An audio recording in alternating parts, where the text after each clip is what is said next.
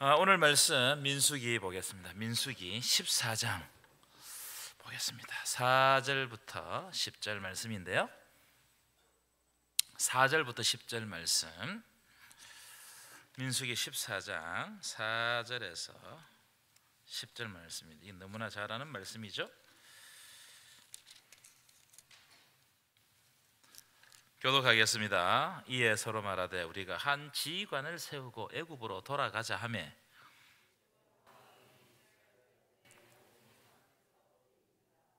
그 땅을 정탐한 자 중 눈의 아들 여호수아와 여분네의 아들 갈렙이 자기들의 옷을 찢고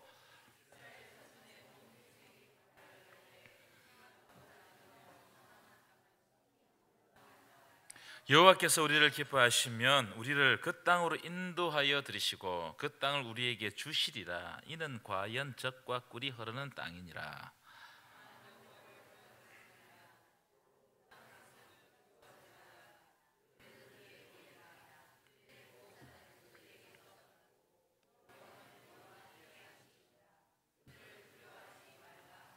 함께 읽겠습니다. 시작. 온 회중이 그들을 돌로 치려 하는데 그때에 여호와의 영광이 회막에서 이스라엘 모든 자손에게 나타나시니라. 아멘.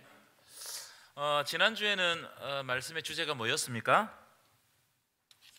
훈련이었습니다. 훈련. 기억나십니까? 훈련. 처음 듣는 말씀처럼 그렇게 쳐다보시면 어떡해요? 훈련이었는데 두 가지 훈련에 대해서 제가 말씀을 드렸습니다. 첫 번째, 훈련되지 않으면 쓰임을 받을 수 없다. 훈련되지 않는 군인은 필패입니다. 필패. 훈련을 하지 않으면 아무 쓰잘데기 없는 군대입니다. 훈련을 받아야 전쟁에 나갈 수 있는 거예요. 훈련 안 받고 전쟁 나가면 어떻게 되겠어요?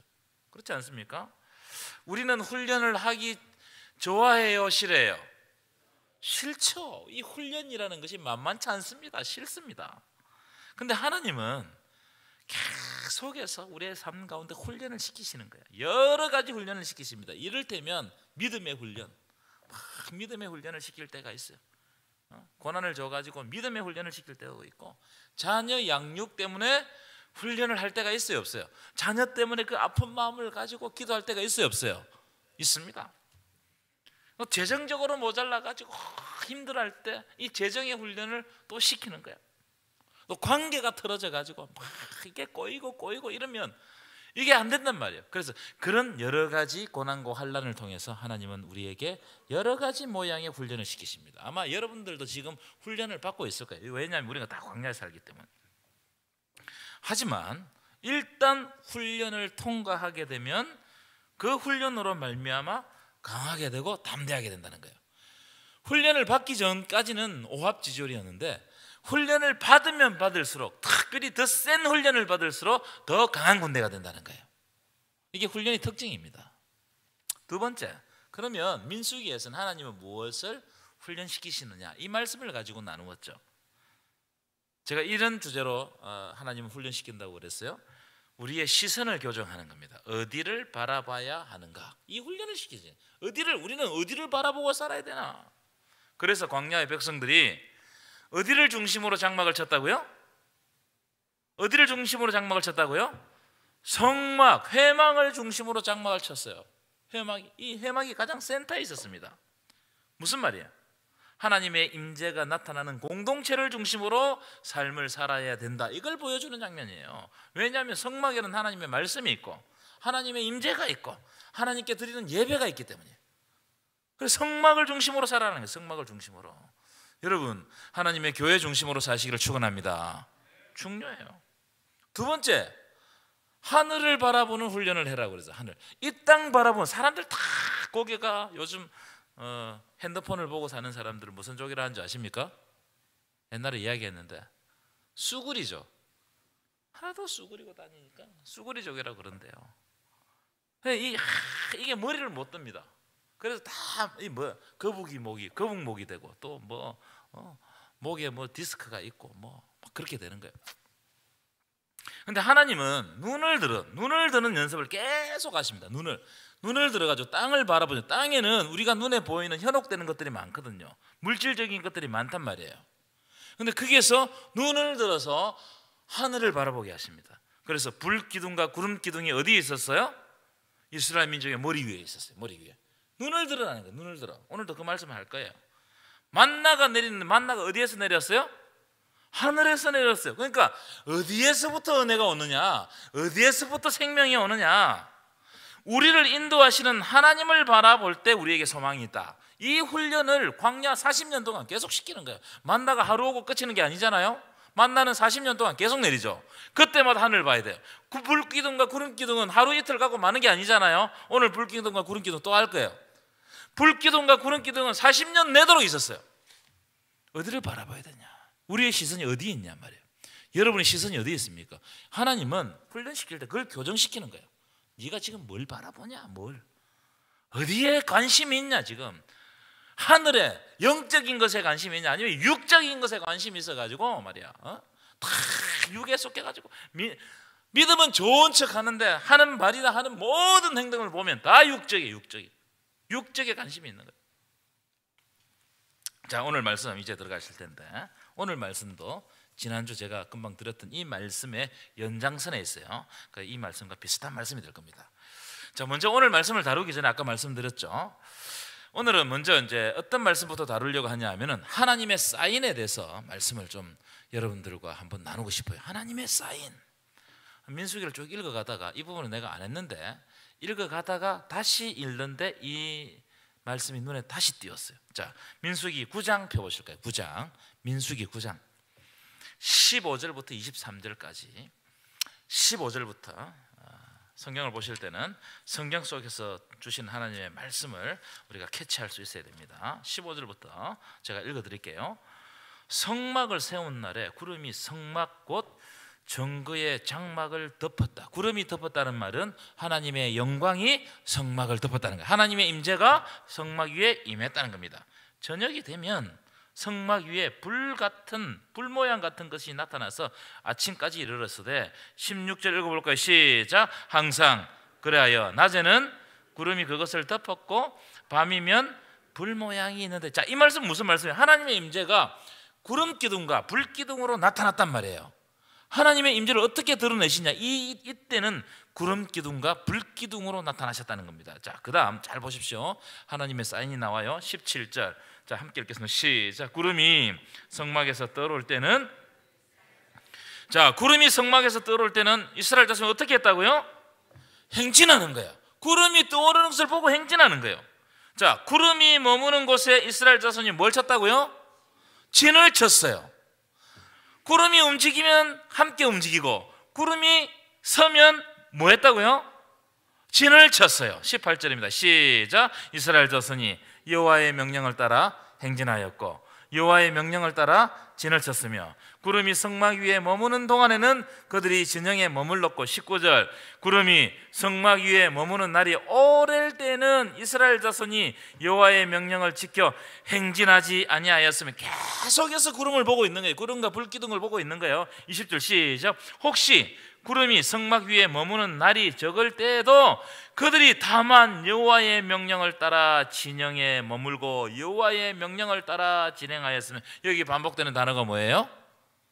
여호와의 명령을 따라, 여호와의 명령을 따라. 구름 기둥을 딱 보면서 여호와의 명령으로 여겼다는 거예요. 자, 그 다음에 21절 시작. 혹시 구름이 저녁부터 아침까지 있다가 아침에 그 구름이 떠오를 때는 그들이 행진하였고 구름이 밤낮 있다가 떠오르면 곧 행진하였으며, 이틀이든지 한 달이든지 1년이든지 구름이 성막 위에 머물러 있을 동안에는 이스라엘 자손이 진영에 머물고 행진하지 아니하다가 떠오르면 행진하였으니. 자, 마지막 큰 소리 읽겠습니다. 시작. 곧 그들이 여호와의 명령을 따라 진을 치며 여호와의 명령을 따라 행진하였고 또 모세를 통하여 이르신 여호와의 명령을 따라 여호와의 직임을 지켰더라. 아멘이십니까?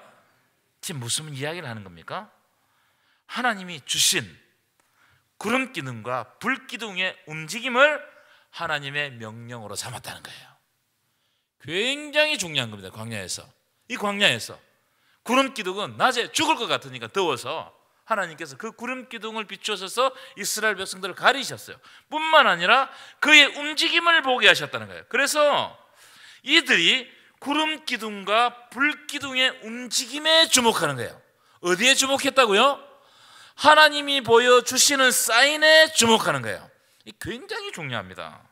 왜냐하면 여러분, 광야는요 동서남북을 알 수 없습니다. 광야는 동서남북을 알 수 없고, 광야는 사람의 힘으로 살아남을 수 있어요, 없어요? 없습니다. 사람의 힘으로 어떻게 사막에서 살아남을 수 있어요? 매일 40년 동안. 그러니까 이스라엘 백성들은 뭘 보느냐? 하나님이 보여주시는 사인, 구름 기둥과 불 기둥의 움직임을 주목해야 되는 거예요. 안 그러면 죽는 거예요. 여러분, 그냥 내가 보고 싶다고 해서 보고, 안 보고 싶다고 안 보는 게 아니에요. 안 보면 죽어요. 그래, 보는 거예요. 여러분, 이 사람들이 오늘은 보기 싫다 이래가지고 인간의 뜻대로, 인간의 마음대로, 내 마음대로 안 보고 자기 마음대로 하면 어떻게 될까요?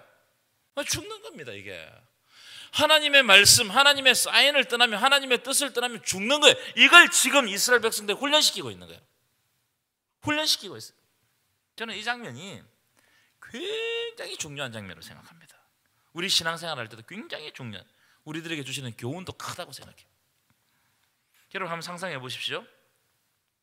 여러분, 이스라엘 백성들이 구름 기둥과 불 기둥의 움직임을 기준 삼아 움직여야 되기 때문에 이스라엘 백성들은 습관적으로 뭘 쳐다보겠어요? 뭘 보겠어요? 저는 시계가 있는데 매일 시계 보듯이 계속해서 그걸 주목해야 되는 거야. 움직이나 안 움직이나. 왜냐하면 거기에 내 생명이 있기 때문에. 제가 이 장면을 탁 묵상하다가 예수님의 행동이 생각났어요. 예수님 행동. 누가복음 22장 39절 띄워보실까요? 누가복음 22장 39절 함께 읽겠습니다. 시작. 예수께서 나가사 습관을 따라 감난산에 가심에 제자들도, 자, 여기 보시면 습관을 따라 감난산으로 가셨다. 왜 감난산으로 가셨을까요? 기도하기 위해서. 여러분, 습관을 따라 가셨다는 건 습관적으로 기도했다, 내가 그냥 습관적으로 기도 대충 했다, 이런 이야기 아닙니다. 이 습관을 따라 기도했다, 이 말은요 늘 하시던 그 시간에 기도했다 뜻이에요. 늘 하시던 그 시간에 하나님과 만나는 그 만남, 이걸 딱 정해놓고 그때는 어떤 일이 있더라도 하나님과 이 만나는 이 시간을 어기지 아니하고 늘 하시던 대로 하나님 가까이 가서 하나님을 만나고 하나님의 음성을 듣는데 집중했다는 거예요. 하나님의 뜻을 구하기 위해서. 여러분, 아주 놀라운 장면 아닙니까? 예수님은 하나님의 아들이에요. 요한복음에서는 하나님은 예수 안에, 예수는 하나님 안에 거한다고 그랬어요. 그러니까 하나님과 예수님은 동일 본체십니다. 똑같은 하나님이란 말이에요. 그런데 예수님은 이 땅에 계시면서 계속해서 시간을 정하고 그때가 되면 틀림없이 하나님의 뜻을 구하기 위해서 어떻게 한다고? 기도했다는 거예요. 굉장히 중요한 놀라운 장면. 그럼 이게 우리들에게 보여주는 큰 사인입니다. 예수님도 이 땅에 사회 가실 때 하나님이 무슨 사인을 주시는지 여기에 민감한 거예요. 사도행전 3장에 보시면 어떤 사건이 있냐면 베드로와 요한이 안전뱅이를 일으키는 사건이 있습니다. 여러분 잘 아시죠? 이 베드로와 요한이 이 기록에 쫙 보면은 제9시 기도 시간에 성전에 올라갔다는 거예요. 이스라엘 사람들은 하루에 3번씩 성전에 올라갑니다. 예루살렘 주위에 있는 사람들은. 그런데 이 9시, 이 정오에 이 12시입니다. 12시에 기도하러 올라갔다는 거예요. 여러분, 그때 안전뱅이를 만났는데 이 안전뱅이는 그냥 우연히 그날 딱 이렇게 만난 게 아니에요. 베드로와 요한이 오는 날 성전 미문에 특별하게 이 안전뱅이가 앉아 있었던 것이 아니란 말이에요. 이 안전뱅이는 보면요, 사람들이 메고 와가지고 매일 그 성전 미문 앞에 앉아놔가지고 그 사람 구걸해서 먹고 살도록 했어요. 매일 왔습니다, 그 사람. 마찬가지로 베드로와 요한도 그 시간이 되면 하루에 3번 하나님께 기도하는 시간이 되면 매일 그 자리를 왔다 갔다 했어요. 그러면 베드로와 요한이 이 안전뱅이를 봤겠어요, 안 봤겠어요? 봤어요. 봤단 말이에요. 그런데 다른 날은 성령의 역사가 일어나지 않았어요. 그런데 그날 9시에 기도하러 올라갈 때 하나님께서 성령께서 감동을 주셔가지고 안전뱅이를 고칩니다. 이 무슨 말이냐? 무슨 말이냐?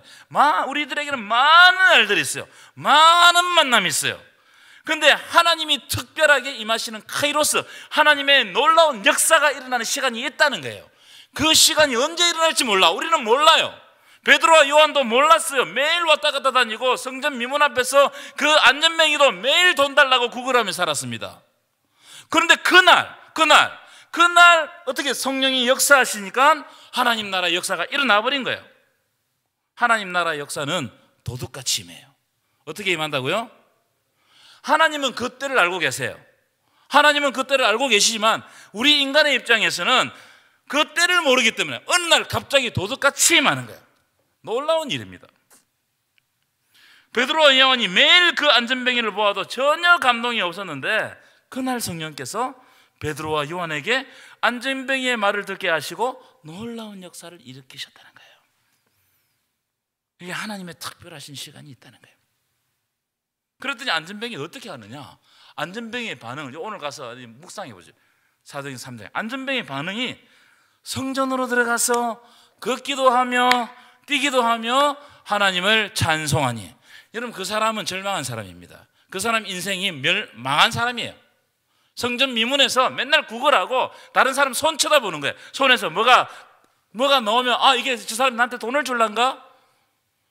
절망자 패배자의 인생을 살아갔던 성전 미문 앞에서 사람들이 볼 때 저 사람은 저주받은 사람이야, 그랬던 사람입니다. 그런데 이 사람이 성령을 통해서 치료를 받고 어떻게 성전에 들어가서 걷기도 하고 뛰기도 하며 하나님을 찬송했다는 거예요. 그 안전뱅이를 통해서 하나님 나라가 확 선포되는 거예요. 하나님 나라 역사가 이런 거구나, 하나님 나라가 이렇게 임하는 거구나, 그 안전뱅이를 통해서 알아버린 겁니다.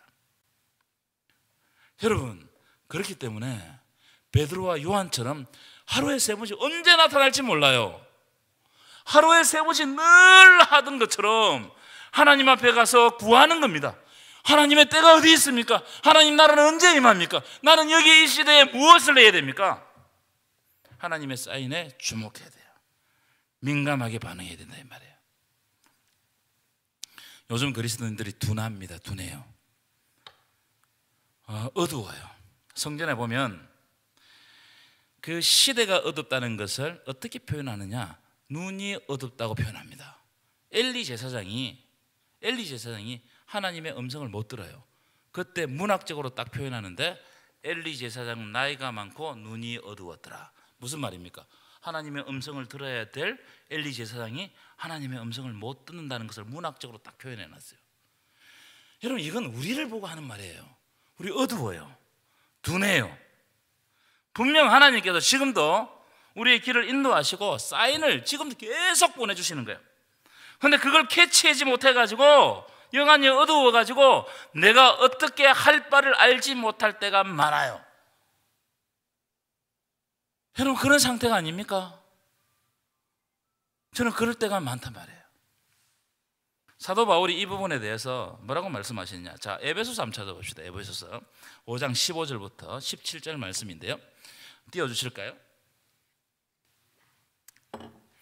자, 큰 소리를 읽겠습니다.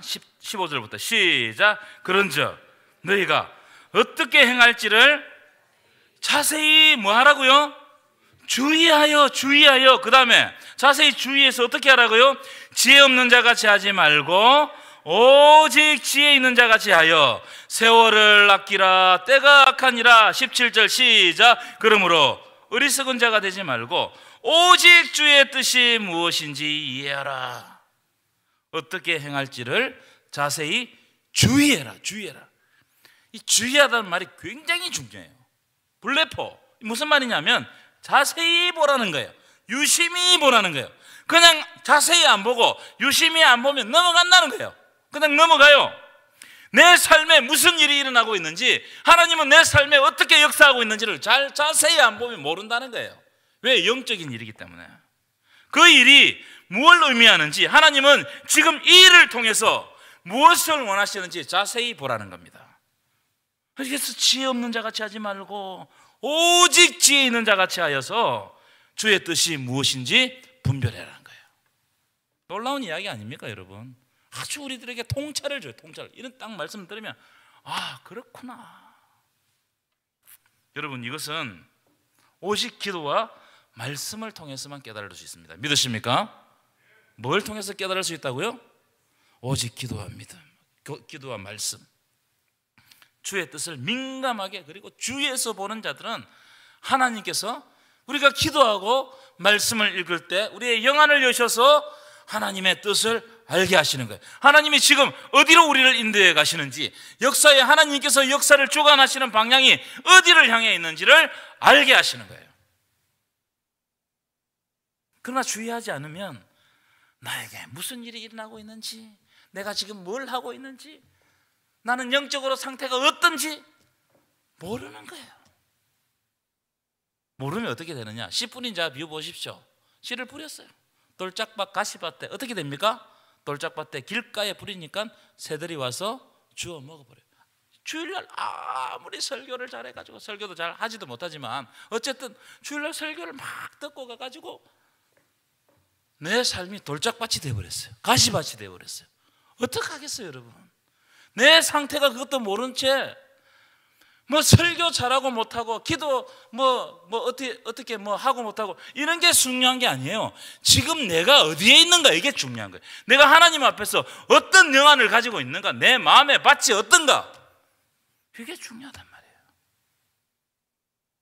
옛날에 우리 선배들은, 사실은 선배 목사님들은 사실은 저희들보다 훨씬 신학적인 공부를 못했습니다. 그런데 그때 성령의 역사가 더 크게 일어났어요. 왜 그랬을까요? 사모하는 마음이 있기 때문에, 갈급한 마음이 있기 때문에, 마음을 옥토로 갈고 갔기 때문에 오늘은 무슨 말씀을 주실까, 그걸 그대로 받는 거예요. 그러니까 역사가 팍 일어나는 거예요. 전도가 되고 삶이 변하고 그렇게 되는 거예요. 영향을 미치는 거예요. 그리스도인들이 영향을 미친단 말이에요. 말씀의 힘이라는 것은 대단합니다, 여러분. 안 믿어서 안 나타나는 거지, 믿어보세요. 하나님의 능력에 놀라운 역사들이 일어나게 될 줄 믿습니다. 안 믿어서 안 나는 거예요. 안 믿어서. 다윗이요, 강성대국을 이루고 태평성대를 이루었습니다. 다윗이 사울이 죽고 난 다음에 고생을 좀 했지만 하여튼 하나님이 복 주셔가지고 그 주변에 있는 적들을 다 물리쳤어요. 다 다윗에게 조공을 바치고 다 했어요. 그래서 다윗의 마음이 편해지고 아무 신경 쓸 게 없었어요. 그런데 그때 밧세바를 범한다고요. 그때. 왜 그랬을까, 여러분? 하나님이 주시는 사인을 주위에서 보지 않았기 때문이에요. 그때 뭐라고 했냐? 그때가 밤이었다고 그래요. 밤에. 다윗의 마음이 밤이 되었다, 이 말이에요. 내 주변은 너무나 평온하고 잘 살고 행복하고 하여튼 마음이 평안한데 밧세바를 원한단 말이에요. 여러분, 하나님 주시는 사인을 주위에서 보면 하나님의 뜻을 분별할 수가 있습니다. 하나님 지혜 주시거든요. 믿으십니까? 하나님 지혜 주신단 말이에요. 그래서 앉고 일어섬을 아신다는 거예요. 출입을 알게 하신다는 거예요. 내가 무슨 말을 해야 되는지, 어떤 생각을 하고 있는지 안단 말이에요. 그러나 주위에서 보지 않으면 아무리 좋은 기회가 찾아오면 뭐예요? 하나님이 응답을 주시면 뭐예요? 응답인지 모르는데. 그러니까 자꾸 허탄한 짓을 한단 말이에요. 밧세바를 범하는 짓을 한단 말이에요. 하나님께서 얼마나 큰 응답을 주셨습니까? 다윗에게 모든 나라를 다 정복하게 하시고 으뜸 중에 으뜸이 되게 하셨어요. 그러면 감사하고 이게 하나님 나라 역사를 위해서 자기의 삶을 드려야 되잖아요. 그렇지 않아요. 어떻게 됐다고요? 허탄한 짓을 한단 말이에요. 그리스도인들이 허탄한 짓을 많이 합니다. 왜요? 민감하지 않기 때문에, 하나님의 뜻을 바라보지 않기 때문에 그래요. 자, 이제 오늘 본문을 보실까요? 본문. 자, 이 이야기는 우리가 너무나 잘 아는 이야기죠. 모세가 가나안 땅을 정복하기 위해 가지고 12명의 정탐꾼을 보냅니다. 그런데 돌아왔는데 10명은 원망과 불평을 막 쏟아내기 시작했습니다. 막 쏟아내는 겁니다. 왜 원망과 불평을 쏟아냈을까요? 하나님이 지금 가나안 땅으로 들어가게 하시는 하나님의 뜻을 분별하지 못하기 때문이에요. 그래서 이 일로 악평을 하니까 백성들이 울고 통곡하고 원망하고 불평하고 모세와 아론을 죽이려고 그러고 갈렙과 여호수아를 죽이려고 그랬어요. 왜냐하면 하나님이 지금 이스라엘 백성들을 어디로 부르고 계십니까? 가나안 땅으로 부르고 계신 거예요. 가나안 땅. 이게 안 보이는 겁니다. 그들의 눈에는 뭐만 보였느냐? 가나안 땅으로 들어가면 안 되는 이유들만 보여요. 안 되는 이유들만. 그러니까 원망하고 불평하는 거예요. 하지만 딱 10명은 그렇게 안 되는 이유들만 보였어요. 하지만 여호수아와 갈렙은 뭘 보느냐? 하나님의 의도를 보는 거예요. 하나님의 부르심을 보는 거예요. 여러분, 이 가나안 땅이 왜 악평에 있냐면은 성이 높고 거인 족속들이 많아가지고 자기들이 감당하기 어렵다 이거예요. 정복하기 상당히 힘들다 이거예요. 그래서 10명의 이 정탐꾼들이 악평을 냈습니다. 객관적으로 볼 때는 맞아요. 왜냐하면 자기의 능력으로 해보니까, 가나안 땅을 정복하려고 해보니까, 계산을 해보니까 안 되는 거예요. 여러분, 우리는요 자꾸 계산합니다. 하나님의 능력은 여기에 제껴두고 자꾸 계산하고 있어요. 계산. 내가 내 생각을 가지고 계산하고 있단 말이에요. 그럴 때 어떻게 뭐가 나오느냐? 여러분, 그게 잘 나오는 줄 아세요? 아니에요. 불평과 원망이 나옵니다. 계산을 더욱 열심히 해보세요. 더 불평과 더 원망이 더 많이 나오죠. 자, 하지만 여호수아와 갈렙은 어떻게 좋게 평가했어요? 왜 좋게 평가했느냐? 그들 눈에는 성이 높고 뭐 거인 족속이 안 보여서 좋게 평가한 겁니까? 그게 아니란 말이에요.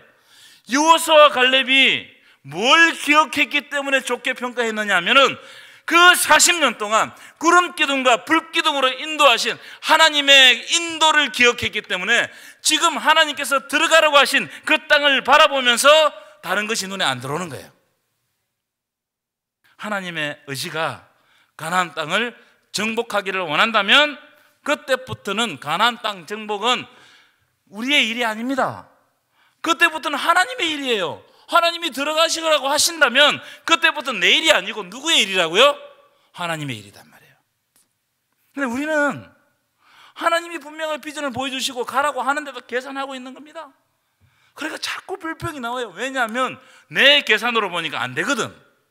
안 되는 걸 계속 붙잡고 불평하고 악평하고, 이게 전염성을 만들어가지고 온 백성들이 다 불평하고 다 악평하게 만드는 거예요.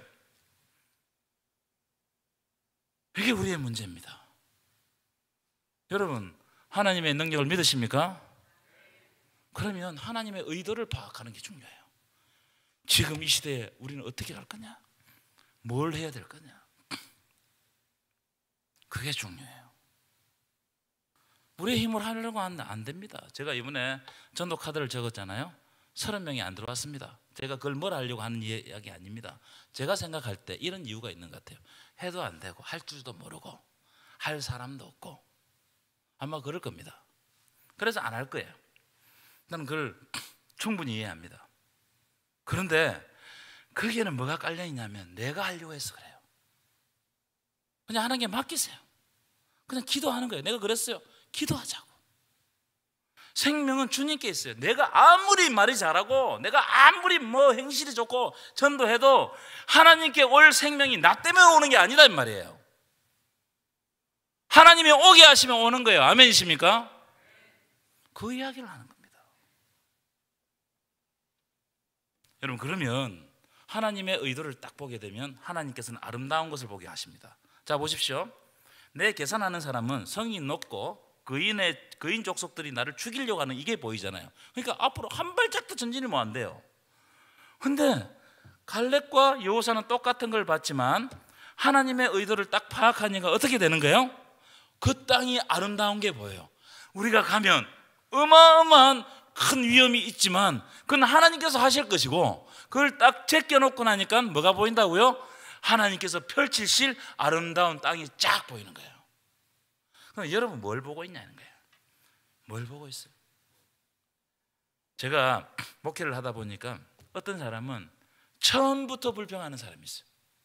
일이 시작하기 전에도 불평해요. 이게 A든 B든 어쨌든 어떤 것을 결정해도 불평합니다. 하나님 기뻐하지 않습니다. 우리가 목표를 정하면 하나님께서 우리의 눈을 열어서 아름다운 것을 보게 하십니다. 왜냐하면 그 일의 결과는 하나님께 있어요. 잘 되고 잘못되고는 우리가 신경 쓸 게 하나도 없습니다. 하나님께 맡겨두고 하나님의 의도가 있으면 가는 거예요. 믿으십니까? 자, 오늘 본문 7절 8절 볼까요? 그 장면이 딱 나오는데, 자 7절 한번 띄워보실까요? 우리 건설을 읽겠습니다. 시작. 이스라엘 자손이 온 회중에게 말하여 이르되 우리가 두루다니며 정탐한 땅은 어떤 땅이라고요? 심히 아름다운 땅이라. 여호수아와 갈렙은 뭘 봤어요? 아름다움을 봤어요. 하나님이 주시는 복을 봤어요. 8절입니다. 8절 읽어볼까요? 시작. 여호와께서 우리를 기뻐하시면 우리를 그 땅으로 인도하여 들으시고 그 땅을 우리에게 주시리라. 여러분, 그 땅을 주시는 이 일은요, 내 일이 아니에요. 하나님의 일입니다. 여호수아와 갈렙이 하나님이 하시는 일을 되니 안 되니 하면서 평가하지 않는단 말이에요. 그분은 하나님께 오롯이 맡겨놓는 거예요. 오롯이. 여호수아와 갈렙은 뭘 보고 기뻐하느냐? 이는 과연 젖과 꿀이 흐르는 땅이니라. 이걸 본 거예요. 여러분, 우리는 하나님이 하실 일을 내가 걱정하고 그걸 가지고 전전긍긍할 때가 많습니다. 이게 하나님이 해야 될 일인데 내가 걱정하고 있는 거예요. 여러분, 하나님이 하실 일은 인간적인 눈으로 보면 다 불가능해요. 천지창조, 홍해의 길을 여시는 거예요. 여러분, 이거 어떻게 가능하냔 말이에요. 여러분, 이게 홍해의 길을 어떻게 열까? 여러분, 이걸 창세부터 세상 끝날까지 고민해 보세요. 우리 지혜로 이걸 할 수 있냔 말이에요. 안 된단 말이에요. 고민하면 고민할수록 머리가 아파지는 이런 것들은 누구에게 맡겨야 되는 거예요? 그 부분은 나에게 의심이 들지만 과감하게 떼어가지고 하나님께 맡기고 하나님께서 가나안 땅에서 펼쳐가실 기쁘고 아름다운 일들을 우리가 상상하며 누리면 되는 거예요. 지금 당장 가나안 땅을 받지는 않았지만 하나님이 주실 것이기 때문에 그것을 믿음으로 받아들이고 그 땅에서 어떻게 하나님 앞에서 순종하고 살 것인가, 이것을 가지고 기도하면 우리의 삶이 달라지는 거예요. 아멘이십니까?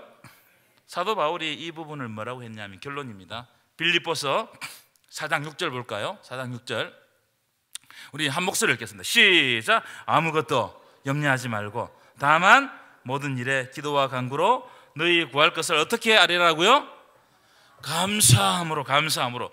감사함으로 아랜다는 말은 아직 이루어지지 않았지만 하나님이 신실하시고 전능하시기 때문에 내가 이루어지지 않았지만 이루어질 것을 믿고 감사함으로 받겠다는 거예요. 결단이에요, 결단. 그 다음 보십시오.